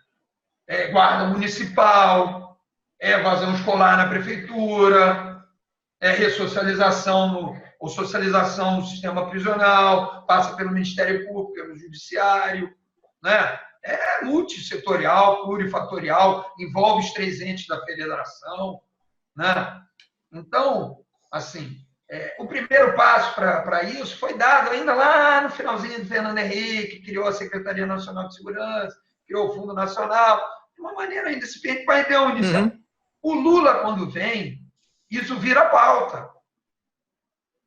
Vira pauta. A pauta virou nacional, corretamente. Obviamente, sem excluir os estados e trazendo mais os municípios. E o programa foi muito audacioso, foi até aberto demais, acadêmico demais, e por outras razões, também políticas, orçamentárias, acabou que depois veio o Pronas, que tinha um perfil mais executivo, era mais enxuto, andou mais na gestão do Tato. Mas no ciclo Lula, no período Lula, vamos dizer assim, isso avançou. Infelizmente, na sequência com a Dilma, isso foi devolvido como se fosse uma coisa dos estados. Se abriu mão dessa pauta. Né? No meio disso, teve, inclusive, a política do desarmamento. Né? Isso foi pontuou bem, interferiu ali na questão da violência, segurou a escalada, que vinha, diminuiu um pouquinho com algumas variantes regionais, né? E outras medidas também, que não foi só isso. Né? Mas, infelizmente, a partir da Dilma, isso foi ainda no próprio ciclo Lula, como um todo, isso regrediu. Agora, com Bolsonaro, isso ganha de novo a pauta nacional. Numa lógica armamentista e numa lógica do combate militarista. Né? Essa política, na verdade, não é nova. A gente está voltando a uma política lá de trás. Né? Isso não é uma política nova. Muita gente diz isso não é política. Por que não é política? Não é política porque a gente não concorda com ela? A gente pode não concordar, mas é uma política. Está entendendo? E diga-se de passagem, eu diria que está honrando o voto. Está honrando o voto. Eu concordo? Não, discordo. Vai dar certo? É improvável que dê certo. Isso já foi experimentado durante muito tempo no passado e mostra que não só não dá resultado, como aumenta o tamanho do problema. É uma questão de tempo isso. Né? Muito provavelmente assim será. Né? Mas foi eleito com essa pauta. O pessoal votou e essa era uma das pautas principais. Vamos lá. Está sendo coerente. Está sendo honesto com o eleitor dele. Nesse aspecto. Né? Vai dar ruim. Os índices já estão voltando a crescer. Na verdade, caíram ano passado, porque já tinham caído no ano retrasado, por outras razões. Até porque nenhum governo, qualquer que seja, tem condições de, no primeiro ano, dar resultado. Isso não existe. E ainda era consequência do anterior, e aí se envolve vários aspectos aí. Tá entendendo? E já volta a dar sinal de empinar. Tá entendendo? Porque realmente perdeu-se uma coordenação nacional. E a união de Polícia Civil e Militar, você acha que também é inócua ou tem, pelo menos, a função de desmilitar, a unificação das polícias estaduais, acabar com essa figura da polícia... Eu acho mó barato quando o pessoal, antes disso, já que você falou um pouquinho mais atrás, vamos acabar com as PMs. Cara, é sem noção isso, bicho. Porque assim, primeiro, você acaba com as PMs, o que você faz com 500 mil policiais militares? Só uma perguntinha assim de macaquinho perguntando. Né? Armados. Pois é. Qual o destino desses 500 mil policiais militares? País afora. Milícias e... Então acaba, né? Posso só fazer um Toda comentário? vez que teve greve, motim... Dentro disso que você está falando, um breve comentário de um colega, inclusive lá também do blog, que por conta da sua atuação profissional, viajou muito para a América Central nesses últimos 3, 4, 5 anos, né? E essa realidade que você coloca aí dos 500 mil policiais militares vale para... Ele foi muita... Esses países da América Central que passaram por guerras civis, Nicarágua, El Salvador, né? Honduras, onde você tem o sujeito, ele lutou na guerra civil do seu país, né? E depois ele vai para casa. O que ele vai fazer? Ele perdeu toda a sua juventude nessa luta, seja a favor da intervenção americana, seja a favor de forças nacionalistas ou misturadas com tráfico de drogas, pouco importa. Ele vai para casa. O que ele vai fazer? Ele está armado até os dentes, ele aprendeu a guerrear.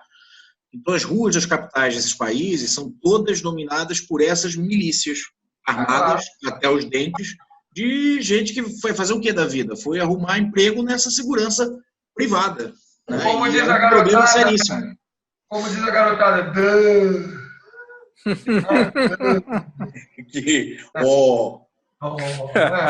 E outra coisa, aí você vai pegar a PM com a Polícia Civil. Uma é militar, outra é civil. Aí você junta um monstrengo no monstrinho. Não dá. Não dá. Esquece isso, não é real. Não existe. Isso é discussão meramente acadêmica. E eu não estou aqui desqualificando a discussão acadêmica. E não existe a menor possibilidade, traço disso ser aprovado no Congresso Nacional. Isso não existe. Não é porque o Congresso Nacional não quer saber. Não, porque no fundo, isso não é majoritário na sociedade. Está entendendo? Não é. Tem que melhorar a PM? Tem. Tem que melhorar a civil? Tem. Tem que melhorar o aparelho policial, judicial? Tem. Volto naquela decisão política a partir da pressão social. Não tem outro caminho. A grande discussão hoje, quando a gente, mesmo limitando a visão de segurança à polícia, que ela é uma parte principal dessa história toda, claro, né, o aparelho policial, né, a gente esquece um pouco do judicial, mas ele é um sistema, né, de segurança e justiça, né? Você tem polícia, Ministério Público, tem a polícia preventiva, a polícia de investigação, o Ministério Público no criminal, que desdobra a justiça criminal até o sistema prisional. A gente conseguiu inventar um sistema que termina numa prisão que a gente paga 3 mil por mês para o cara sair de lá pior que entrou. Nós somos os gênios, né, da segurança pública, né? É o custo de cada preso? A ponto da gente chamar a cadeia de escritório do crime. Né? E na socioeducação é mais caro ainda, mais que o dobro. É mais caro. Bom, mas se evitar pelo menos que o cara chegue no presídio, mas não, parece um pré-primário. Né? Pois é, porque a ação socioeducativa é muito impregnada pela lógica prisional e não socioeducativa em si. A lógica é pegar o garoto, o adolescente infrator grave, né, e evitar que ele continue naquele caminho e se transforme num criminoso adulto. Esse sistema não funciona bem, porque ele tem mais lógica do próprio sistema. Quando a gente olha as entidades socioeducativas no país afora, tem alguns lugares um pouco melhores, outros piores, mas são mini presídios. Vamos chamar de presídios minis, né? Cadeias juvenis, melhor, né? Já que são adolescentes. Então, a lógica é a mesma. Eu pago caro, mais caro ainda, né? E aí entra de novo. Por que é caro assim? Vai ver quanto é que foi a contratação da obra, da alimentação. Aí tu olha assim, pô, mas quem é que tinha que estar dentro da cadeia aqui? Quem toma conta ou quem está lá dentro das telas? Né? Não é melhor, já que a gente tem um perfil desse cara que vai para a cadeia cedo, ele é jovem, periférico, favelado, negro, evasão escolar na 6ª série, 7ª. Isso é mapeado, né? O tipo de crime, o mapa está dado. Não é melhor a gente chegar antes para esse garoto lá? Ó, toma aqui o Bolsa Crime. Toma 1.500 por mês para não entrar para o crime. Pô, a gente vai economizar metade dessa despesa. E não piora o cara. Claro que eu estou fazendo aqui uma figura, uma provocação, né? Mas, assim, é completamente irracional o que a gente faz hoje. Completamente irracional. Essa minha brincadeira provocativa eu vou gastar a metade para evitar. A gente está gastando o dobro para piorar. Mas é isso. Isso aí não é achismo, não, Mauro. Não sei. São dados, números. E não são dados, números de agora. São dados, números de uma série histórica longa. Você quer ver os números que eu peguei aqui, né? Um menino que ia parar na socioeducação, ele tinha, em média, coisa de 6 passagens pela polícia. Então, está dando aviso, né? Olha, Sim, né? Até uma hora, né, em que a coisa é mais grave, é com violência, e vai parar dentro da unidade de socioeducação. A pergunta é, o que aconteceu nessas 6 vezes anteriores, né? Aí vinha a medida em meio aberto. A medida em meio aberto era no município. Aí um monte de município ficava assim, olha, não é comigo, porque já é bandido e tal, isso é coisa do Estado, né? Outra, tem financiamento federal, porque fica na mão da assistência social cuidar desse menino até então, e a assistência só recebe dinheiro do menino que já tem condenação por ato infracional. Quer dizer, eu tenho que esperar ele ser condenado para eu receber o recurso federal para cuidar dele. Eu não tenho como fazer a prevenção, eu tenho que esperar dar merda, né? Assim, literalmente. Então fica um jogo de empurra, de subfinanciamento dos municípios para depois gastar uma fortuna no Estado. E para não dar certo. A gente gastar o dobro para piorar. Vamos tentar chegar antes, gastar menos dinheiro público e tentar evitar. E aí, realmente, o papel dos municípios nisso é fundamental. E, claro, com recursos aportados pela União, já que a União é tão concentradora de tributos, né? Ela tem que devolver um pouquinho desses tributos, né? E, sobretudo, para a ponta que está nos municípios. Né? Mas isso é, sim, a responsabilidade dos municípios. Entrando rapidamente aí, Vinícius, nessa discussão, também um testemunho aqui, não testemunho pessoal, mas de leitura e de travar conhecimento com quem conheceu a experiência, e entrando na questão das drogas. Você vê uma sociedade mais estruturada e mais responsável politicamente, debate os problemas de forma clara e transparente, como aconteceu no enfrentamento da questão das drogas na Holanda. Sei que é um exemplo para a Holanda, mas, enfim, o debate que se deu lá sobre a questão das drogas foi fundamentalmente econômico, né? Quando você teve um plebiscito lá que definiu para dar para todo holandês e para parcela também de imigrantes, ainda que não com nacionalidade garantida, dependendo de certas situações, 1.500 euros por mês, se ele era reconhecido pelo Estado como um adicto, né? Como uma pessoa onde passou a ter instalações onde as pessoas obtinham a droga legalmente pelo Estado, fosse ela qual fosse, e as pessoas recebiam 1.500 euros por mês para não... isso foi provado através de número, e aí não contadores, contabilistas, ou que sairia mais barato isso para a sociedade holandesa adotar essa política do que aparelhar uma polícia, né? E todo o dano social que isso acarreta, inclusive financeiro, para combater o tráfico de drogas. Então, essa política da Holanda, isso não foi feito sem debate, entrou questão religiosa, na Holanda também tem protestantismo radical, entrou debate, mas a sociedade holandesa, num plebiscito majoritário, decidiu, com ampla maioria até, pela adoção dessa política, né? Que foi aprovada lá no governo e que funciona aparentemente. Quer dizer, esse estudo que eu tenho conhecimento tem mais ou menos uns 8 anos, 10 anos, não sei se continua, mas é interessante que essa questão foi adotada de forma madura, né? O combate às drogas, como é que você vê aqui, e para no Brasil. Quer dizer, também está, acho que é desnecessário dizer que está tudo errado, mas como é que você vê essa situação que eu entendo como um dos grandes elementos de alimentação da violência policial, social e um dos grandes fatores também de homicídio, especialmente na cidade do Rio de Janeiro também. O que você acha disso? Da política de drogas e também de confronto, também de enfrentamento.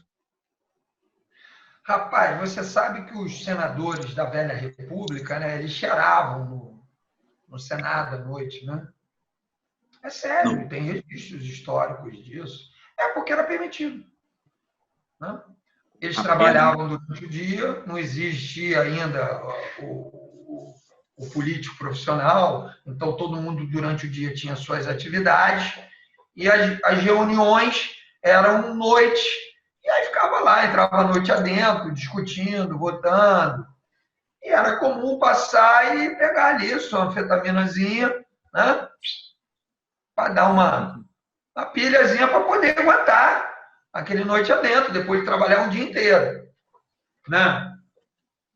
Estou falando das anfetaminas, que são drogas que aceleram. A maconha também era, né? Era muito usada medicinalmente, inclusive, né? Maconha agora, isso já era lá atrás, né? Inventaram uma coisa que já era feita 100 anos atrás, né? Mas tudo bem. Aí o que aconteceu? Por uma pressão dos Estados Unidos da época, por outras razões geopolíticas, né? Não na lógica de saúde, até porque os cientistas, do próprio Estados Unidos, como da Europa, à época era uma contra, né? A Liga das Nações, na época antecessora da ONU, colocou isso na ilegalidade, né? Criminalizou, foi um processo, e depois ainda se deu um passo a mais, que foi a lógica da guerra às drogas, né? Esse processo ele foi puxado pelos Estados Unidos ao longo de algumas décadas, né? O czar das drogas do governo Clinton, dos governos Clinton, me esqueci o nome dele agora, mas é só pesquisar que é fácil de achar. Quando terminou o período, ele disse assim: nós gastamos bilhões de dólares para enfrentar tráfico de drogas, fomos lá no mercado produtor, que na época tinha muito a ver com Colômbia, e aí tinha a Farc, aí tinha outras questões envolvidas também, né? Mas vamos ficar só nesse aspecto. E não impactou em nada o tráfico e o consumo aqui nos Estados Unidos. Até aumentou. Entendeu? Ele disse, isso é uma política falida. Então, assim, se os próprios inventores já reconheceram economicamente que, assim, a lógica de guerra, a logística de guerra, ela é muito cara, né? Ela é caríssima, né? E mais, ela mostrou que ela traz mais resultado letal do que as próprias drogas em si. As pessoas morrem muito mais. Ninguém morre de fumar maconha. Estou defendendo aqui fumar maconha. Longe disso. Né? Pode queimar os neurônios, etc. e tal. Droga é droga. Né? Droga, se passar do ponto, né? Se virar rotina na vida do cara, vai fazer mal à saúde. Né? Eu me lembro que uma vez eu defendendo a legalização num debate na PUC, tinha um psiquiatra, médico psiquiatra que era contra. Eu falei, beleza, ok. Se o cara fumar maconha 30 anos, vai fazer mal a ele. Eu falei, meu amigo, se o cara todo dia, ele falou, se o cara fumar maconha todo dia durante 30 anos, vai fazer mal a ele. Claro, vai. Né? Mas vem cá, se esse mesmo cara todo dia pegar uma Big Coke, um Big Mac, como é que ele vai ficar depois de 30 anos? Tá entendendo? A lógica de saúde pela saúde, né? A lógica da educação pela educação. A gente não pode querer enfrentar questões que são de educação, seja na família, seja na escola, depois de tratamento, que é com os profissionais da área de saúde, com polícia, muito menos com guerra.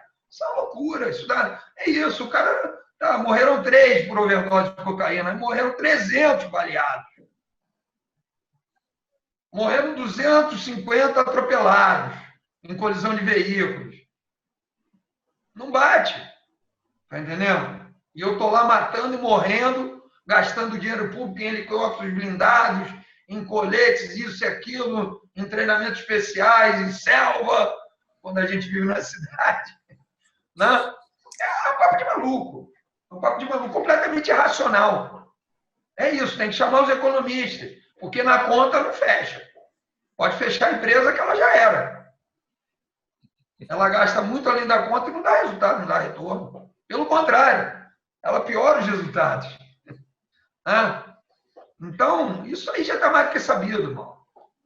Agora, a guerra às drogas aqui, no caso brasileiro, não só no brasileiro, não no brasileiro específico, ela serviu como uma tremenda ferramenta de uma estratégia de controle social. Assim, você controla sem cerca. Entendeu? Em nome da guerra às drogas, a gente vai lá no Complexo do Alemão, tem 200 mil habitantes lá. Sabe quantos traficantes tem lá? 200? Chuta.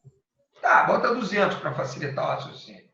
Dá 0,01, é isso? É. Ou seja, é desconsiderável. Mas esses caras são perigosos. É verdade, eles são perigosos. Eles estão com fuzil na mão. É verdade, eles estão com fuzil na mão. Eles têm munição para gastar? Eles têm munição para gastar.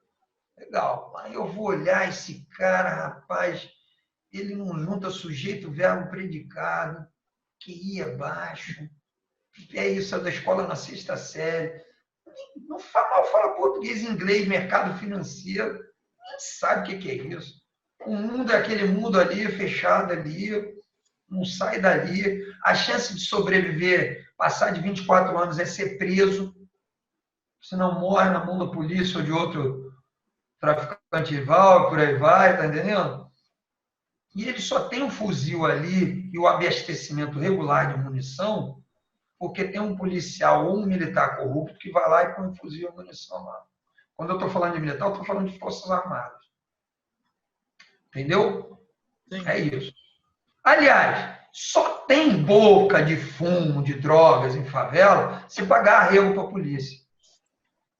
E mais, o grosso do arrego não fica na polícia. Sobe. Vai para o controlador político. Quer ver quem é o dono da área? Não é o NEM, o DEM, o LEM, o Dudu, o Gugu, o Vuvu, o Zuzu da vez. Vê quem tem o voto majoritário lá. Aí você vê quem é o dono da área. O administrador regional é o polícia que leva arrego. Mas esse polícia responde a um político. Tá bom o desenho? Tá. Mais claro.